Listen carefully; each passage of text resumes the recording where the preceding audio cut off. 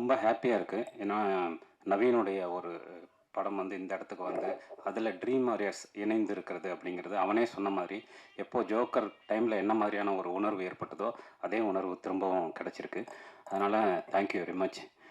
நவீன் வந்து நவீன என்கிட்ட சேர்த்து விட்டது வந்து பவா செல்லதுரை சார். அவர் வந்து ஒரு தடவ ஃபோன் பண்ணாரு.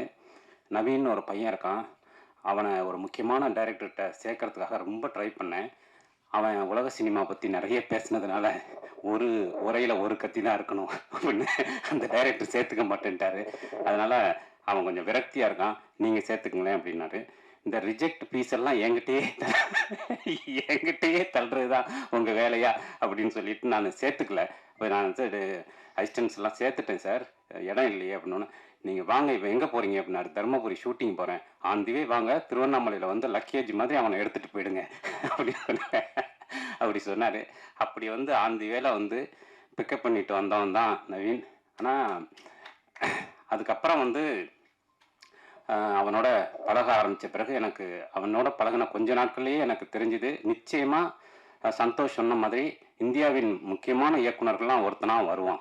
நிச்சயமா அப்படியான ஒரு சென்ஸ் உள்ளவன், தொடர்ந்து நெறைய படிக்கிறவன், நெறைய பயணம் செய்றவன், நெறைய படங்கள் பார்க்குறவன், நெறைய உழைக்கிறவன்.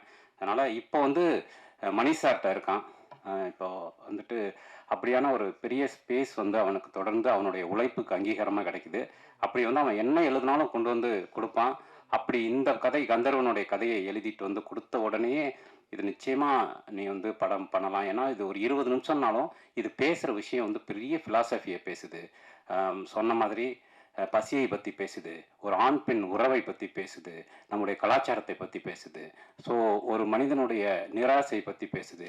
எல்லாம் முடிந்த பிறகு அவன் என்ன எடுத்துட்டு போறான் அப்படிங்கிற ஒரு பெரிய பிலாசபியோடைய ஒரு வடிவத்தை பேசுது. ஸோ இவ்வளோ விஷயத்த பேசுது. இது நிச்சயமா நீ எடு அப்படின்னு சொன்னேன்.